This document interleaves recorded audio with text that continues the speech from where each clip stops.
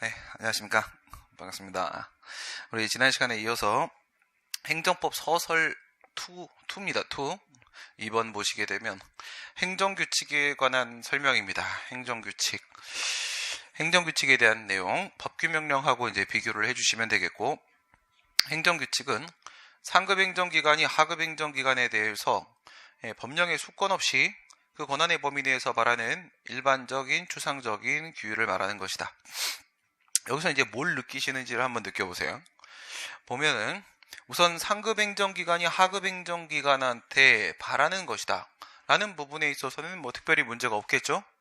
행정규칙은 법규명령이랑 비교를 하게 되면 내부적 구속력만 인정된다. 그렇기 때문에 상급 행정기관이 같은 조직 내부적으로 하급 행정기관한테 어떤 일정한 지침을 내리는 거 행정규칙이라고 볼 수 있고, 그 다음 이것은 법규적 사항을 정하는 것이 아니기 때문에 별도의 수권이 없어도 되는 것도 맞는 얘기죠. 여기까지 우선 맞는 얘기입니다. 그러면 왜 이런 질문을 했을까라는 생각을 해보세요. 이건 뭘 얘기하려고 하는 거냐면 행정규칙입니다. 행정규칙에서 과연 대외적 구속력, 법규성 얘기하는 거죠. 법규성. 법규성은 외부적 구속력, 대외적 구속력이 인정되는 것을 말하는 겁니다. 법규성이 인정된다 안 된다라는 문제가 과연 법규명령과 행정규칙을 구별하는 필수적인 개념 요소인 것인가 라는 문제를 지금 제기하려고 하는 거예요. 법규성이 인정된다 안 된다와 관계없이 행정규칙과 법규명령을 구별하는 견해도 있다는 것을 말하고 싶은 겁니다. 여기에 지금 뭐가 없어요. 법규성이 인정되지 않는, 대외적 구속력이 인정되지 않는 일반적 추상적 규율이다라는 말을 안 했죠. 이 부분이 지금 생략이 돼 있어요. 그래서 이렇게 나와도 맞는 지문이다 이렇게 보셔야 되는 겁니다. 이렇게 나와도 맞는 지문이다. 법규성에 대한 언급이 없어도 이 내용만 가지고도 행정규칙으로 인정할 수 있다라고 보는 견해가 있다. 이 부분을 체크를 하셔야 되는 겁니다.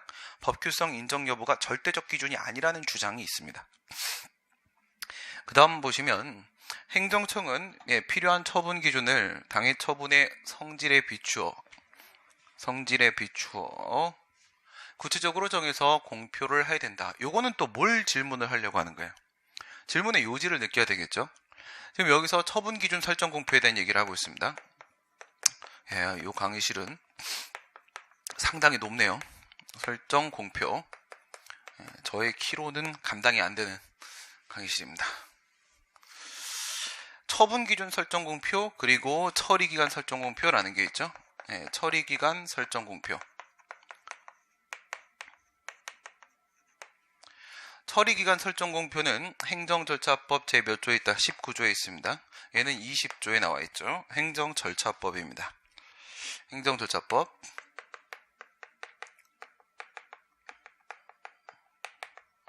그런데 처리기간이라는 것은 허가 등을 신청한 다음에 며칠 안에 그에 따른 결정을 내려야 될 것인가에 대한 문제죠.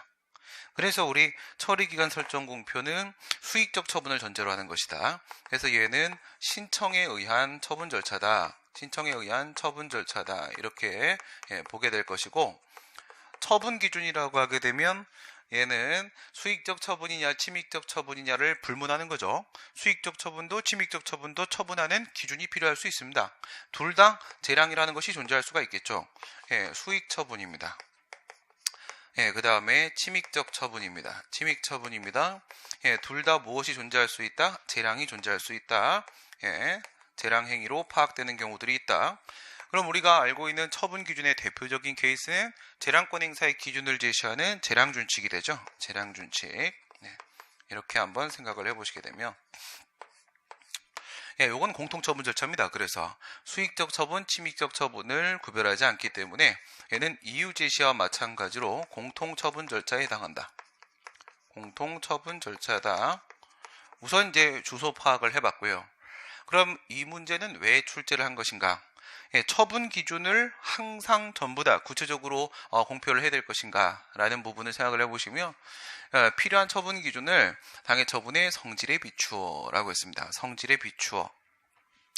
그러니까 성질상 처분 기준을 공표할 수 없는 경우들도 있을 수 있고요. 성질상 곤란한 경우.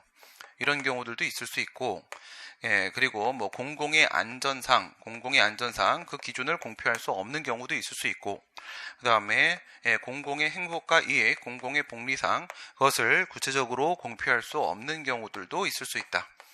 설정 공표가 불가한 경우도 있을 수 있다는 얘기를 지금 하려고 하는 겁니다. 처리기간 설정 공표하고 처분기준 설정 공표 주소 확인하시고, 그 다음 처분기준은 구체적으로 설정해서 공표하는 것이 우선은 맞겠지만은 항상 그것이 가능한 것은 아니다. 이 부분을 기억을 해 놓으시면 됩니다. 법령에 대한 최종적 해석권은 법원에 있으므로 법령 해석을 정하는 규정은 행정규칙에 둘 수 없다. 법령 해석을 정하는 규정이라고 했습니다. 우리가 행정규칙이라고 하게 되면 뭐 재량준칙도 있을 수 있겠고 조직규칙도 있을 수 있겠고 여러 가지 있을 수 있겠는데, 이런 걸 우리가 뭐라 부릅니까? 법령해석규칙이라고 하죠. 법령해석규칙이라고 합니다. 법령해석규칙 또는 뭐라고도 부른다? 규범해석규칙 뭐 이렇게 부르기도 하죠. 법령해석규칙, 규범해석규칙 이런 게 있다고 배웠습니다. 법령해석규칙이 존재할 수 있다. 그래서 행정규칙에 그와 같은 해석 기준을 둘 수 없다라는 것은 맞는 말이 아니죠. 틀린 말이고, 뭐 대표적으로 이런 게 있어요.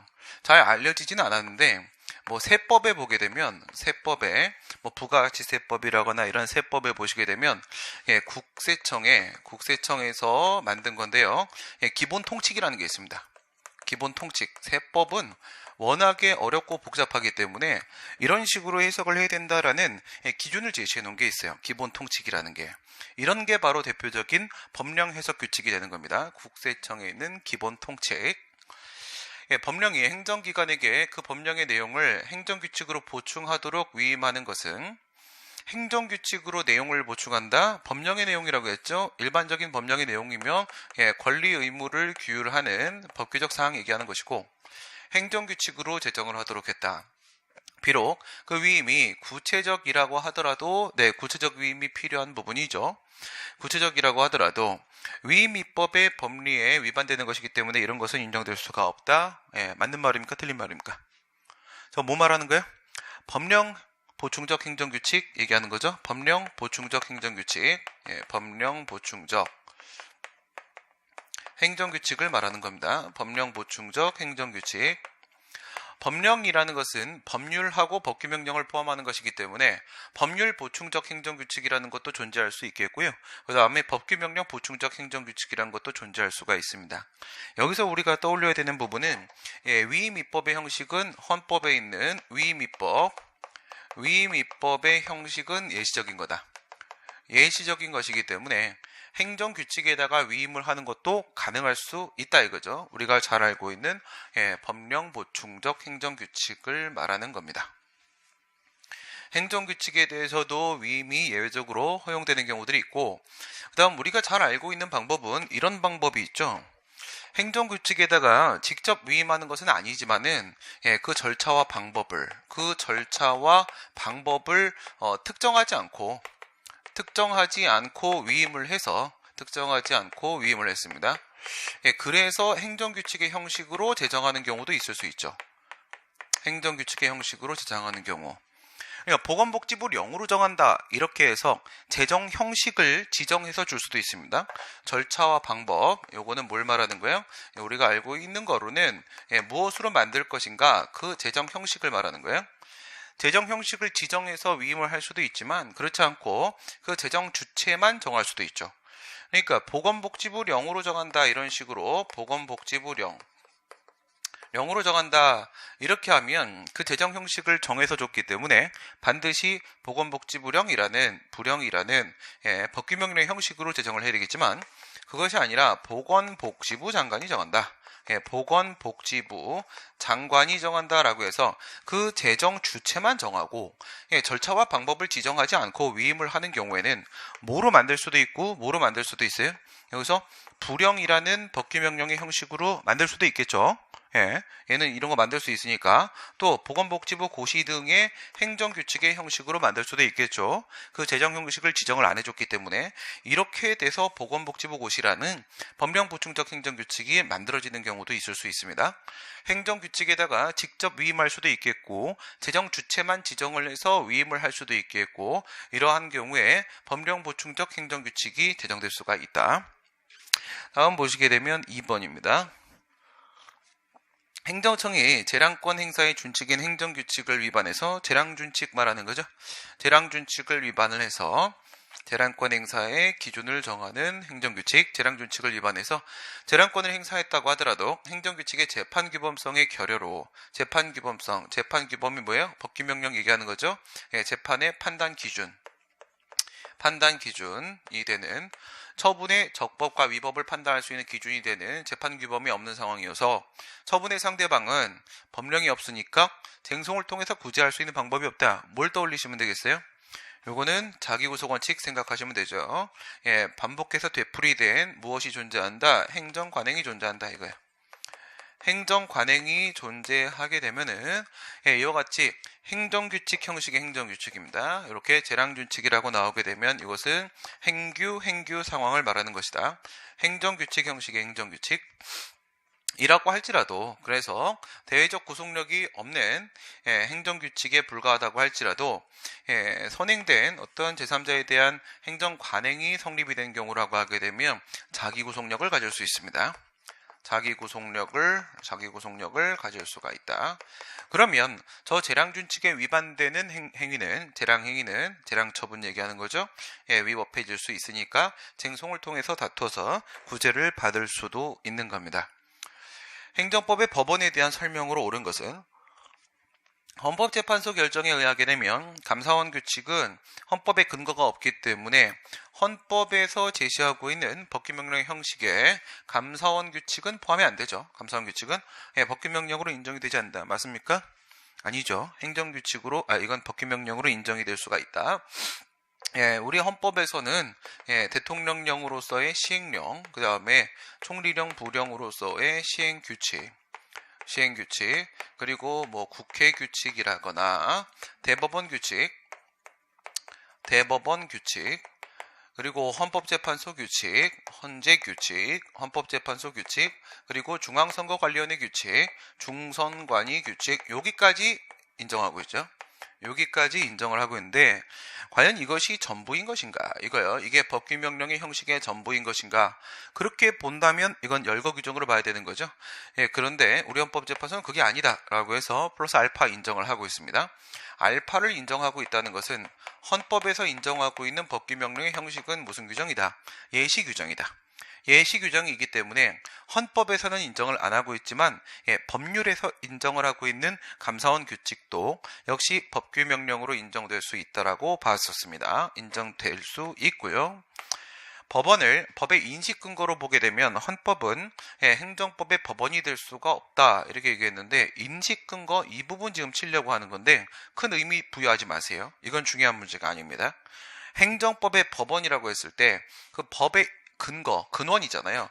이 행정법의 법원을 행정법에서는 과연 무엇을 법이라고 볼 것인가 그 인식의 근거로 보시는 분들도 계시고 그게 아니라 행정법에서는 법이 어떤 형식으로 존재하고 있는 것인가 존재 형식의 문제로 보시는 분들도 있는데 그 행정법의 법원을 무엇으로 정의를 한다고 하더라도 그것은 중요한 문제가 아닌 것이고요. 행정법의 법원에는 성문 법원이 있을 수 있고 그리고 불문 법원이 있을 수 있고 이렇게 보는 데 있어서 차이는 없습니다. 아무 차이가 없고 성문 법원에는 헌법이 있고 그 다음에 법률이 있고 그리고 대통령령이 존재할 수 있고 그리고 총리령이 존재할 수 있고 그리고 부령이 존재할 수 있고 그리고 광역지방자치단체 광역조례가 있을 수 있고 그리고 광역지방자치단체 규칙이 있을 수 있고 그리고 기초지방자치단체 기초조례가 있을 수 있고 그리고 기초지방자치단체 규칙이 있을 수 있고 그리고 플러스 알파도 있을 수 있습니다.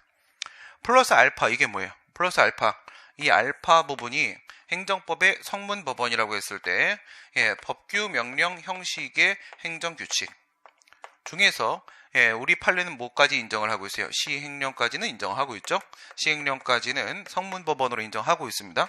그리고 행규 플러스 법규, 행규 플러스 법규, 행정규칙 형식의 법규명령도 역시 구체적인 위임이 존재한다면, 방금 봤던 거, 구체적인 위임이 존재한다면 법령 보충적 규칙으로서 법규명령으로서의 효력을 인정을 하고, 그 다음에 심지어 헌법재판소 같은 경우에는 행정규칙 형식의 행정규칙까지도 준법규성설의 입장을 취해서 준법규성설에 따라서 법규명령으로 보고 있죠. 재량준칙에 위반돼서 위법이다. 바로 인정을 하고, 최근 대법원 판례 역시도 헌재 말고 최근 대법원 판례도 이와 같은 경향을 따라가고 있다라는 지문이 있었죠. 이와 같은 경향을 행정규칙 형식의 행정규칙, 재량준칙을 법규명령으로 인정하는 경향에 있다. 맞는 지문이었었죠. 여기까지도 포함될 수도 있는 겁니다. 그 다음에 불문법원에서는 우리나라 같은 경우에는 어쨌든 판례는 법이 아니라고 보고요. 판례법은 인정을 안 하지만은 관습법하고 그리고 행정법의 일반 원칙으로서 조리법 인정하죠. 조리법. 행정법의 일반 원칙 말고 신의성실 원칙이나 권리남용 같은 경우에도 간혹 엉망 적용시키는 경우들이 있습니다. 행정법의 법원을 인식 근거라고 정의를 하든 존재 형식이라고 정의를 하든지 간에 헌법이 행정법의 법원에 포함이 되고 그에 위반되면 위법이라고 보는 것은 차이 없습니다. 법원이 분쟁 해결의 기준으로 삼을 수 없는 규범은 행정법의 법원이 되지 못한다. 이건 지금 학설 대립 얘기하는 거지. 뭐 없는 걸 보세요. 뭘 없애야 돼요. 여기 지금 다툼이 있는 경우에는 판례에 의한다라는 얘기가 지금 없잖아. 이거 항상 유념해야 돼요. 행정법 문제를 풀 때는 문제에서 오른쪽에 괄호 열고 다툼이 있는 경우에 판례에 의한다는 말이 있는지 없는지를 꼭 보셔야 됩니다. 지금처럼 판례에 의한다는 말이 없을 때는 학설에 따른 문제를 질문할 여지가 상당히 큰 겁니다. 분쟁 해결의 기준으로 삼을 수 없다. 즉 재판 규범이 될 수 없다. 그 얘기는 행정규칙이다라는 말을 하는 겁니다. 지금 행정규칙이다. 그런데 행정법의 법원에다가 무엇을 포함시키는 분들도 계시냐면 행정법의 법원에 행정규칙을 포함시키는 분들도 계십니다. 저 행정규칙이 포함된다라고 보시는 분들도 계십니다. 행정법의 법원에 대한 광의설의 입장이 있단 말이에요. 광의설. 그래서 행정규칙도 행정법의 법원에 포함될 여지가 있다는 견해가 있다라는 부분. 이견이 없다 이러면 틀리는 거잖아요. 지금 이견이 없다 이랬단 말이에요. 이견은 어디나 있을 수 있습니다. 견해 대립은 어디나 다 존재할 수가 있는 것이다. 문제 푸는 기술이 좀 많이 들어가는 문제네요. 행정법의 일반 원칙은 다른 법원과의 관계에서 보충적 법원에 그치지 않고 독자적인 법원으로서 가능하다. 물론 우리가 기본적으로 생각할 때는 어때요?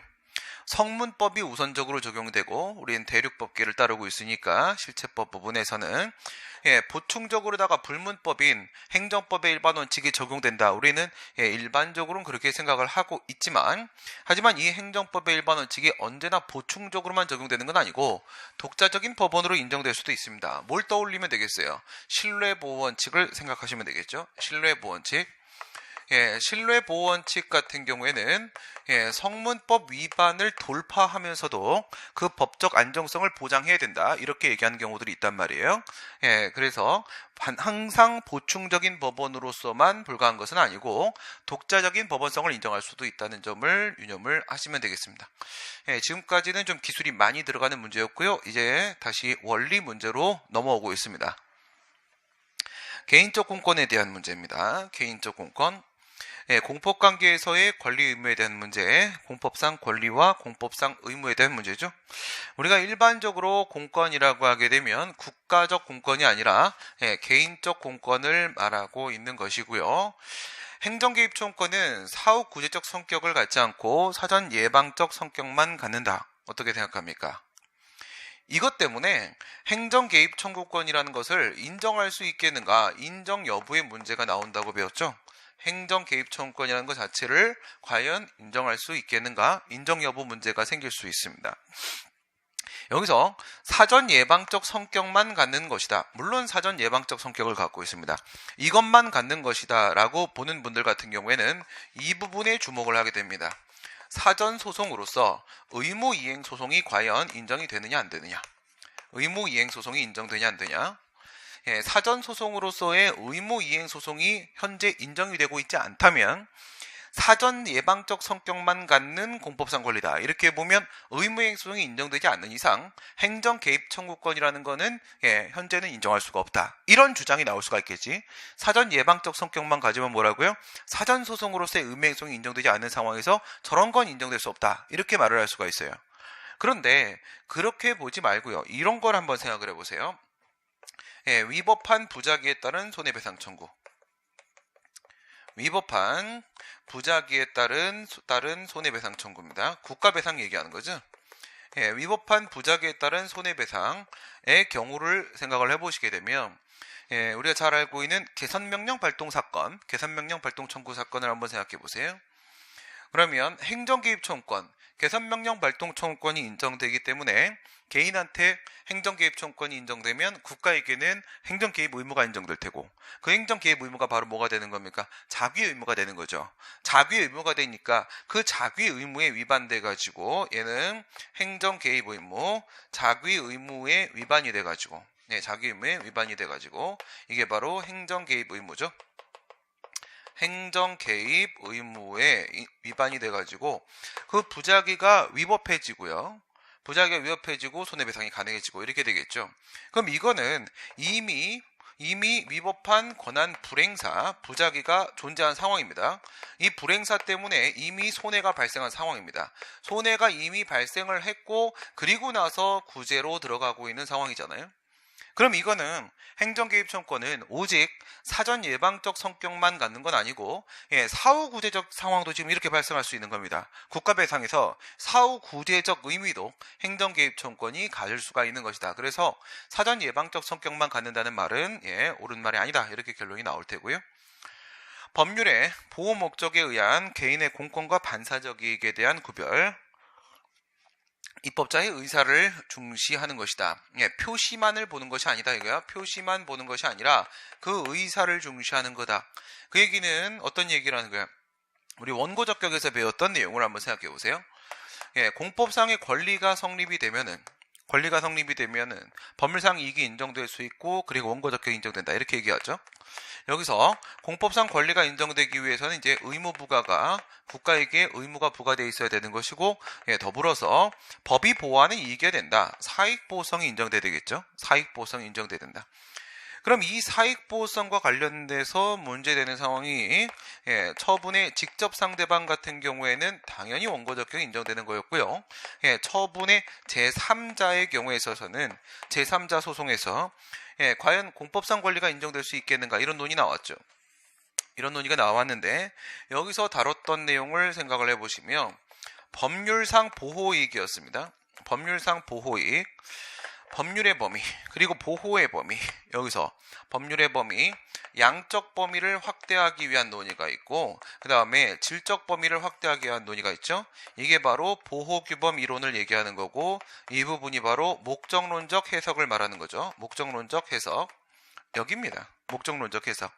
이 목적론적 해석에서 하는 말이 뭐예요? 공권의 확대와 경향에 따라서 명시적으로 사익을 보호하는 경우뿐만 아니라 해석을 통해서 목적론적 해석을 통해서 사익 보호하는 것으로 인정할 수 있을 때도 공법상 권리가 성립될 수 있다라고 말을 했는데 여기서 우리가 볼 것이 건축관계 법령에 따르게 되면 이격거리 규정을 두고 있으면 이것은 일조권을 보호하고자 하는 취지로 이해될 수 있다.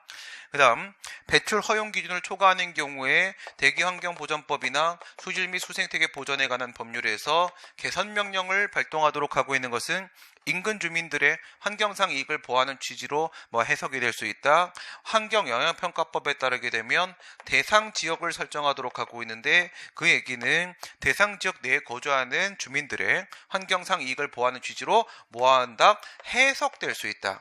해석될 수 있다. 이거는 표시주의 원칙에 따라 명시된 것뿐만 아니라 입법자의 의중이 무엇이냐, 입법자의 의사를 기준으로 해서 공법상 권리가 성립이 되냐 안 되냐에 대한 판단, 입법자의 의사를 중심으로 파악을 하고 있다. 저 목적론적 해석, 이 부분을 생각하시면 되는 겁니다. 표시의 문제가 아니다. 명시가 돼 있지 않아도 된다. 입법자의 의사를 우리가 파악을 해서 목적론적 해석을 할 수 있다. 목적론적 해석을 할 수 있다. 이렇게 보는 겁니다.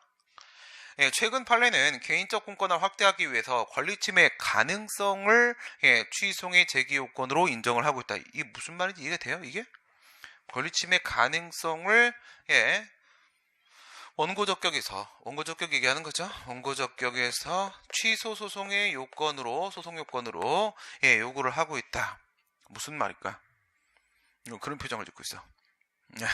그런 표정. 뭐라?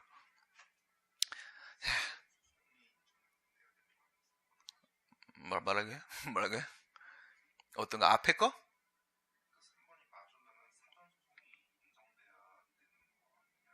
아, 이거? 이거 왜 사전소송 왜?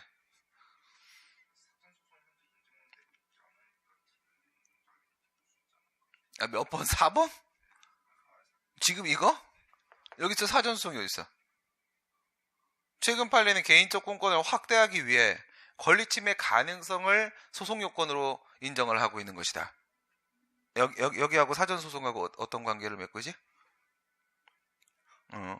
정신 차려. 그래, 정신 차려야, 알았지? 정신 좀 놓으면 안 돼, 시험 볼 때까지. 정신 차리는 걸로 합시다. 그 얘기가 아니야, 지금 이건. 독일하고 차이 비교하는 거야. 독일하고 차이. 프랑스의 월권 소송 쪽이냐 아니면 독일 쪽에 있는 그런 형태냐, 지금 그 얘기하는 거야. 알았습니다. 무슨 말 같네. 천천히 할게. 천천히. 봅시다. 그 있잖아요. 우리나라 소송입니다. 우리나라 독일하고 독일 그리고 한국 원고적격입니다. 원고적격 이렇게 비교를 해보게 되면 여기서 소송재판에서 뭘 하고 그 다음에 본안재판에서 뭘 할 건가, 권리와 관련된 문제를 한번 생각을 해보세요. 그럼 소송재판 쪽에서 권리와 관련된 소송 요건은 지금 제기 요건이라고 했지? 원고적격이에요. 그 다음에 본안재판에서 문제가 되는 부분이 소송물입니다. 소송물. 여기서는 원고적격입니다. 원고적격 그리고 소송물, 이렇게 비교를 하게 되면 말이에요. 우리나라 같은 경우 여기서 뭐라고 얘기합니까? 공법상 권리가 인정돼야 된다. 그랬죠. 공법상 권리가 인정돼야 된다. 여기도 마찬가지예요. 독일도 법률상 이익, 공법상 권리가 인정돼야 된다. 이건 우선 똑같다고 우선은 놔봅시다. 우선은 이렇게 놔봅시다. 놔보고 나서 독일 같은 경우에는 본안재판에 들어가서 뭐를 판단을 하냐면, 우리는 뭐 판단합니까? 우리는 처분이 위법인지 위법한 처분인지 이거 보면 끝나죠. 우리나라 취소의 소송물은 당해 처분의 객관적 위법성의 전부잖아. 그치? 처분이 위법인지만 보면 돼요. 그럼 독일 같은 경우는 어떻게 보냐면, 우선 처분이 위법인지 보고요. 위법한 처분인지 보고 그것에 의해서 권리가 침해되는지를 봅니다. 권리가 침해되는지. 그러면 우리는 이것만 봐요. 처분이 위법인지만 봐요. 얘들은 위법한 처분인지 보고 1단계, 그리고 2단계에서 그 위법한 처분 때문에 권리가 침해되는지까지 봐요. 그럼 이 권리는 무슨 권리야? 이 원고적격에서 인정한 이 권리란 말이야. 이 권리란 말이야. 원고적격 통과시킬 때 인정했던 그 권리, 공법상 권리, 그게 요 위법한 처분에 의해서 침해되는지 여기서 본단 말이야. 침해되는지. 그러면 원고적격 단계에선 뭘 얘기해? 공법상 권리 이쪽에선 뭘 얘기합니까? 침해될 가능성만 있으면 되는 거다 이거야. 침해될 가능성만 있으면 되는 거다. 이걸로 끝난단 말이에요. 실제로 침해가 되는지 안 되는지에 대한 판단은 안 내린단 말입니다. 그러면 우리나라 같은 경우 어때? 우리나라 소송을 이거를 우리도 주관적 소송이다 이렇게 말을 하려면 독일은 본안에서 권리 침해 여부를 판단하니까 얘네들은 진짜 주관적 소송이죠. 권리가 있는지 원고적격에서 보고 본안 들어가서 권리가 침해되는지 이렇게 본단 말이에요. 근데 우리는 여기서 위법한 처분인지 이것만 보니까 여기만 보면은 객관적 소송이다. 프랑스의 월권 소송이다. 라고 볼 여지가 상당히 크단 말이지. 그러니까 우리 판례가 이걸 주관적 소송이라고 말을 하기 위해서 이 공권이 성립되는지만 보는 게 아니라 다음 단계까지 넘겨요. 그래서 공권이 그래서 침해가 됐는지, 침해의 존재 또는 침해의 우려라고 판시를 하잖아. 이건 뭐야? 개연성. 침해될 개연성이 다분히 있는가? 여기서 침해가 되는지를 판단을 한다면 얘들은 본안에서 우리는 원고적격 단계에서 침해의 존재나 침해의 개연성에 대한 판단을 내리게 된단 말입니다. 원고적격 부분에서 공권을 확대하려면 이걸 폐기해야 돼요. 이걸 폐기하고 얘처럼 가야 돼. 그냥 가능하면 충분 이렇게 가야 된단 말이야. 근데 우리나라는 본안 들어가서 소송물이 객관적으로 처분이 위협한지만 보기 때문에 이렇게 가능성만 가지고 보는 문제가 아니라 어디까지 넘어가게 된다. 소송물의 차이점입니다. 소송물의 차이 때문에 발생하는 문제입니다. 침해의 존재 및 그 침해의 우려, 개연성까지 원고적격에서 같이 파악을 하게 된다. 이 독일 쪽하고 우리 쪽의 차이점 이런 걸 지금 질문을 하는 겁니다. 판례는 행정청이 부재소 특권을 부관으로 붙이는 경우에 부관으로 소송 제기하지 않겠다 이거요. 제기할 제자죠. 소송을 제기하지 않겠다라는 부관을 붙였을 때 이건 우리가 잘 알고 있는 거죠. 소송 제기하는 것은 소권은 공권입니다. 소제기할 소권은 공권이란 말이야.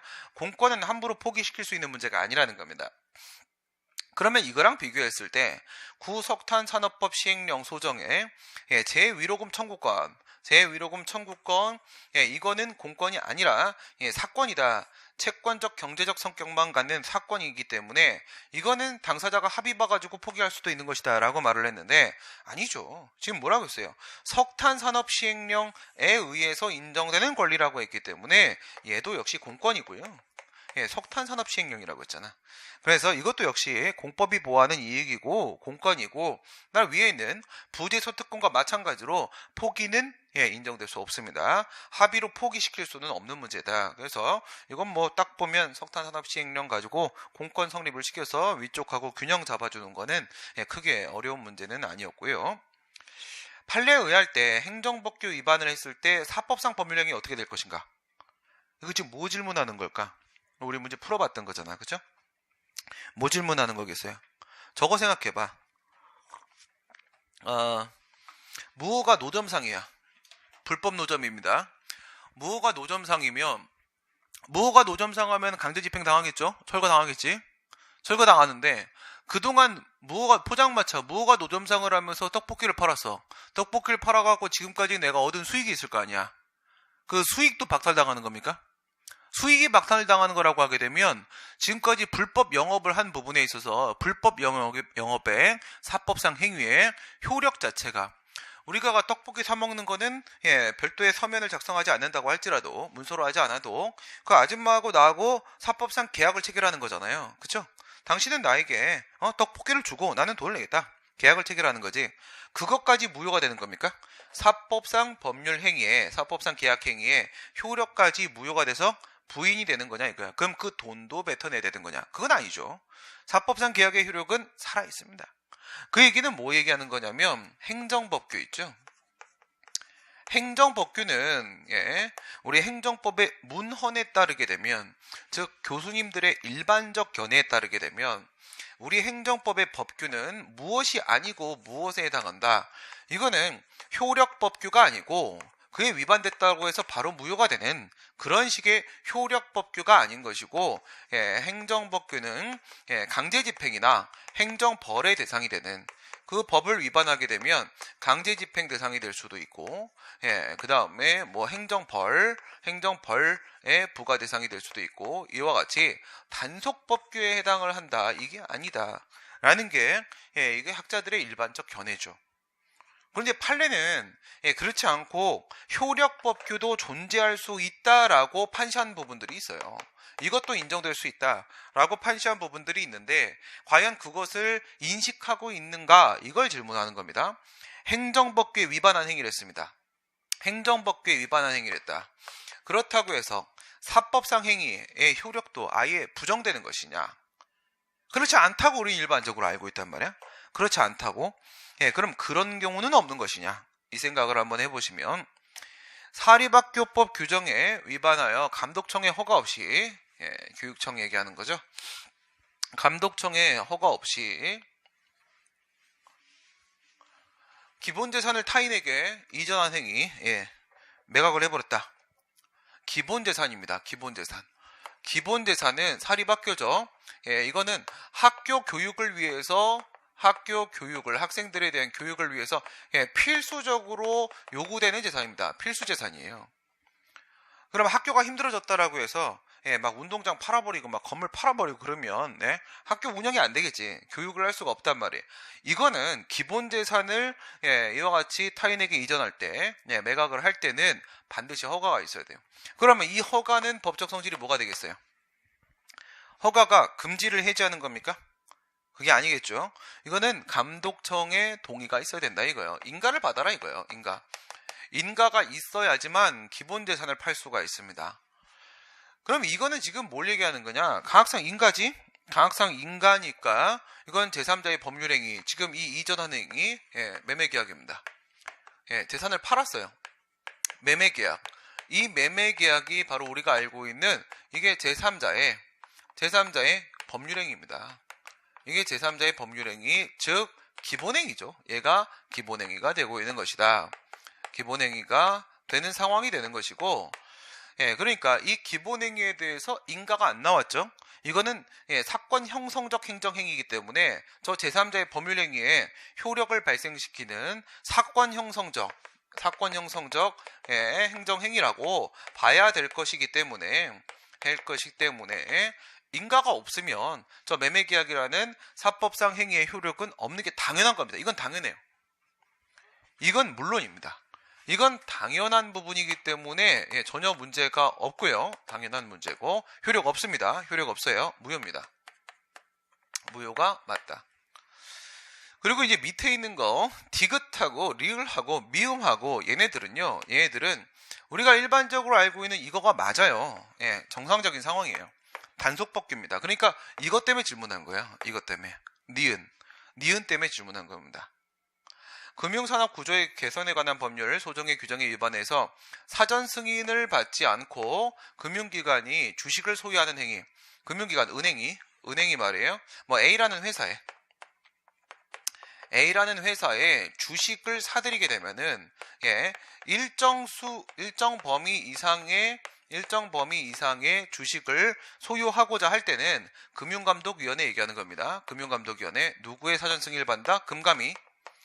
금융감독위원회에 사전 승인을 받아야만 다른 회사들의 주식을 일정 수 이상 소유할 수가 있습니다. 그런데 그 사전 승인을 받지 않고 주식을 사들였다. 이런 거야. 그 다음 임대주택법상 임대조건 신고를 하지 않았다. 그 다음 표준 임대차 계약서를 사용하지 않았다. 이런 경우들은 일반적으로 우리가 알고 있는 상황이 맞아요. 그러니까 아까 그 포장마차 그것처럼 저 사법상 계약행위의 효력이 부정되는 건 아닙니다. 단속법규란 말이에요. 단속법규. 이 디귿, 리을, 미음 얘는 어디에 해당한다? 얘는 단속법규 정상적인 상황이다. 단속법규에 해당한다. 따라서 그 법에 위반됐다라고 해서 그 자체만 가지고 바로 무효라고 할 수는 없는데 이 부분 판례입니다. 니은 부분에 이 부분에서 판례가 뭐라고 했냐면 부동산 중개법 같은 법 시행규칙 소정에 상한을 초과한다 중개수수료입니다. 중개수수료. 그래서 그게 뭐 예를 들어서 주택이냐 아니면 상가냐 등에 따라서 부동산 중개수수료가 정해져 있잖아요. 그 비율이 정해져 있는데 이 부동산 중개수수료를 초과해버렸다 이거야. 초과해서 계약서를 작성했습니다. 약정을 했다라고 하게 되면 초과 범위 내에서는 무효다라고 판시했어요. 판례가 무효다. 이거는 그 부동산 중개업자하고요. 그 다음에 저하고, 그쵸? 제가 뭐 임차인이다 그러면 임차인인 저하고의 계약행위 아닙니까? 그 계약행위에서 그 초과된 부분, 중개수수료를 초과한 부분에 대해서는 그 범위 안에서 무효다 이렇게 봤다면 무효다. 만약에 중개수수료가 500만 원이다. 500만 원인데 자, 나한테 아주 좋은 건물 하나 내가 소개를 해줄 테니까 그거 하나 계약하세요. 이러고 나서 나랑 계약을 했어요. 부동산 중개업자하고 중개사하고 내가 계약을 했습니다. 그러면서 걔가 뭐라고 했냐면, 야, 이 건물 정말 대박입니다. 그러면서 나한테 700만 원 정도는 주십시오. 이렇게 했어요. 700만 원 정도는 주십시오. 그러면 중개 상한선이 500만 원이라고 하게 되면 요게 차익이 되는 200만 원 이 부분 있죠? 200만 원. 200만 원 부분은 내가 안 줘도 되는 거예요. 안 줘도 되는 겁니다. 이 부분에서는 계약의 효력이 발생하지 않는다. 이 부분이 예외적인 상황인 겁니다. 행정법규는 원칙적으로 무슨 법규다? 요거는 단속법규다. 따라서 강제집행이나 행정벌 등의 단속 대상이 될 뿐인 것이다. 효력법규가 아니다. 그래서 위반했다고 해서 그 자체로서 바로 효력이 부인되고 무효로 봐야 되는 것은 아니다 이겁니다. 그런데 이 부동산 중개 수수료 사건만큼은 우리 판례가 예외로 보고 있다. 그 다음에 기억 부분은 기본행위와 가학상 인가에 대한 문제이기 때문에 인가가 없는 상황이라고 하게 되면 당연히 효력이 발생하지 않는 거기 때문에 저 부분은 특별한 의미를 부여하지 않아도 상관이 없겠습니다. 6번입니다. 행정법 관계에서 사인의 공법행위. 사인이 공법적 효과 발생을 목적으로 하는 행위를 말하는 거죠. 사인의 공법행위에 대한 설명 중에 옳은 것으로 묶인 것은 사인의 공법행위입니다. 민법에서와 달리 행정법 관계, 공법 관계에서는 사법 관계와 달리 공법 관계에서는 의사 능력이 없는 자의 행위라고 할지라도 의사 능력이 없는 정도의 상황입니다. 그것을 유효한 경우가 존재할 수 있다. 이런 게 있을 수 있다. 이런 건 결코 인정될 수 없습니다. 이런 건. 그래서 상대방을 협박을 해가지고 공법상 계약행위 하자 막 이러면서 사인을 뭐 받았다라거나 뭐 상대방의 의사 능력을 전혀 상실할 정도의 수준까지 강박을 해가지고 사직원을 제출하게 했다라거나 그러면 당연히 무효입니다. 이러면 당연히 무효. 이거는 공법관계냐 사법관계냐와 관계가 없습니다. 의사 능력이 전혀 없는 경우에는 우리 사인의 공법행위에서도 역시 무효로 보게 된다. 자기완결적 신고의 경우에는 적법한 신고만 있으면 물론 적법성은 인정이 돼야 되는 것이죠. 자기완결적 신고의 신고 요건은 오직 무엇만 필요로 한다? 형식적 요건이죠. 형식 요건, 형식적 요건으로서 기재사항, 구비서류 이 두 가지만 갖추면 되겠죠. 구비서류. 그래요. 적법한 신고였습니다. 신고 요건을 모두 갖췄다.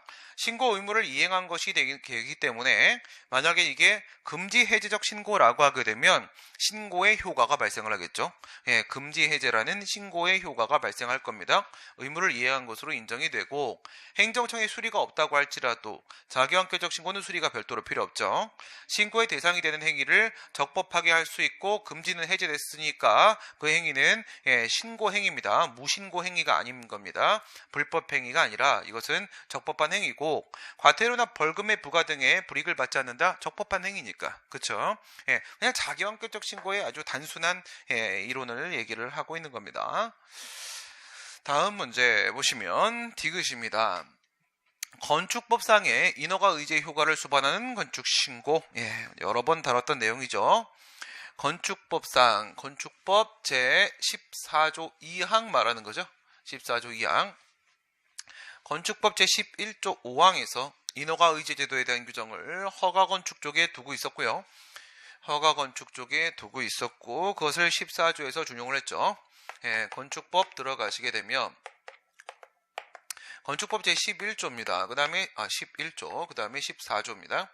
11조가 이렇게 있고 그 다음에 14조가 이렇게 있으면 여기서 1항, 그 다음에 1항, 얘는요 5항, 그리고 얘는 2항 이렇게 들어가죠. 11조는 허가건축에 대한 내용이고요. 허가건축, 얘는 신고건축에 대한 내용이죠. 허가건축, 그리고 신고건축입니다. 신고건축에 대한 내용이 되고요.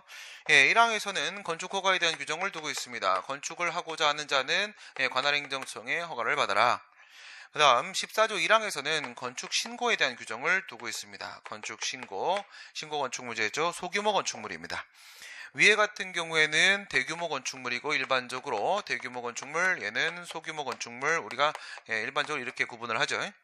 그리고 이 부분에 5항 여기서 인허가 의지 제도에 대한 규정을 두고 있죠. 개발행위 허가 등 인허가 의제도 규정을 두고 있고 건축 허가를 받으면 개발 행위가 등도 받은 것으로 본다. 그리고 나서 이 2항에서 14조 2항에서 11조 5항을 준용하는 규정을 두고 있습니다. 준용 규정을 두고 있다. 예, 그렇다면 건축 신고 쪽에도 인허가 의제 제도가 적용될 수가 있다 이거죠. 그래, 우리가 잘 알고 있는 내용입니다. 2011년도 1월 달에 나왔던 수리를 요하는 신고, 인허가 의제 제도 하에서의 건축 신고 사건이죠.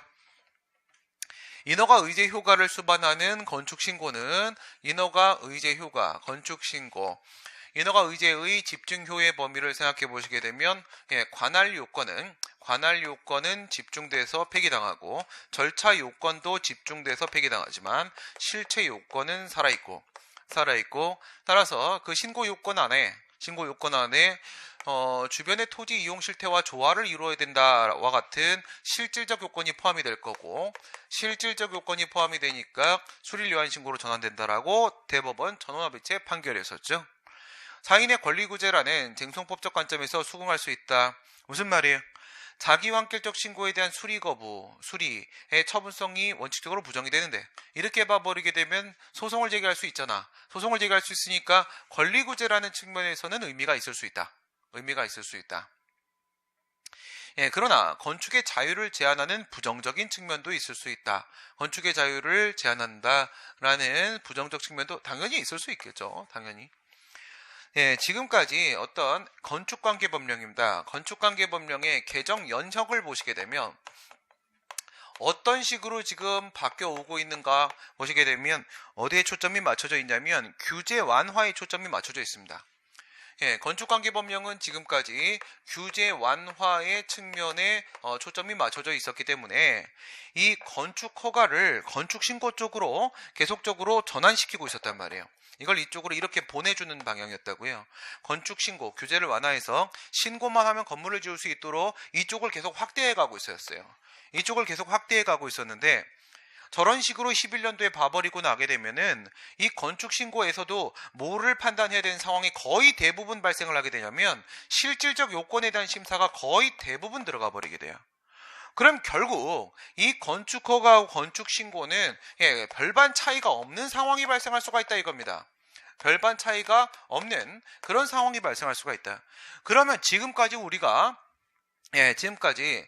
건축 허가를 건축 신고로 계속적으로 전환시키는 과정을 거쳐왔는데 지금에 와가지고 11년도에 인허가 의제 제도가 거의 다 수반되거든요.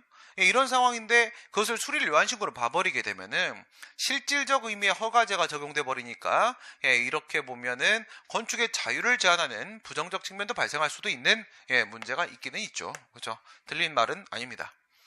주민등록법 이것도 전원합의체 판결이죠. 전원합의체 이건 2009년도죠. 위에 건 2011년도 사건이고 얘는 2009년도 사건이고 주민등록법의 입법 목적에 관한 제1조 그리고 주민등록 대상자에 관한 6조 규정을 고려해보게 되면 주민등록 전입신고할 때 심사 대상은 전입신고자가 30일 이상 생활의 근거로 거주할 것인가 30일 이상의 거주 목적인가 이것만 판단한다. 옮기는 것인지 여부만으로 제한된다. 이게 변경된 최근 판례 입장이죠.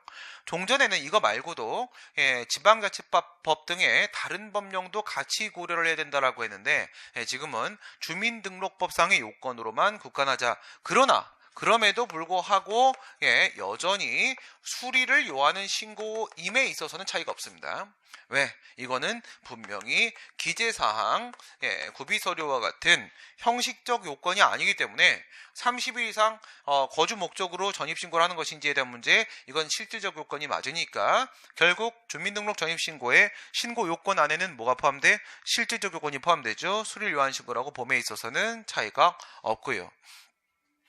민법의 비준이 의사표시 무효에 관한 규정, 비준이 의사표시 무효입니다. 정확하게 말하면 무효입니다. 그래서 107조, 108조, 109조, 그 다음에 110조 이거죠. 민법 107조, 108조, 109조, 110조에 보게 되면 의사표시 하자에 대한 규정을 두고 있습니다. 의사표시 하자에 대한 규정, 진통오기죠. 진통오기, 오기. 예, 진통이 왔는데 오기로 그냥 참은 겁니다. 예, 의사표시 하자입니다. 진통이 와서 예, 그냥 오기로 참았습니다. 비진이 의사표시에 대한 법리고요. 비진이 의사표시, 통정 허위의 의사표시에 대한 문제고, 착오에 의한 의사표시에 대한 문제고, 예, 사기 강박에 의한 의사표시에 대한 문제인데, 이 부분에 대해서 우리 판례는 유독 이 107조 부분에 대해서 비진이 의사표시 107조 1항 후단입니다. 후단에 있는 이 무효에 관한 규정은 적용을 하지 않는다라고 했죠. 않는다. 그렇게 보는 이유가 뭐라고 했어요? 사법관계와 달리 공법관계, 예, 공법관계의 경우에 있어서는 그 행위의 격식화와 정형화의 특색을 가지고 있다. 격식화, 정형화의 특색을 가지고 있기 때문에 예, 공법관계는 너무 많은 의사표시가 이루어지지 않습니까? 예, 그렇기 때문에 이 격식과 정형화의 특색을 갖고 있기 때문에 그 각각의 사람들의 내심의 의사가 무엇인지를 하나하나 다 파악할 수는 없는 문제인 것이고, 따라서 격식화의 특색에 따라서 어떻게 본다? 표시주의 원칙을 따르겠다. 표시주의 원칙에 따라서 표시된 대로 판단을 내리는 것이 불가피하다는 겁니다. 그래서 비진이 의사표시였다라고 하더라도 무효로 인정을 할 수는 없다라는 게 우리 판례의 입장이 되겠죠. 네, 1시간 됐으니까 여기까지 하시고 잠깐 쉬었다가 우리 7번부터 다시 연결하도록 하겠습니다. 잠깐 쉬었다 가겠습니다.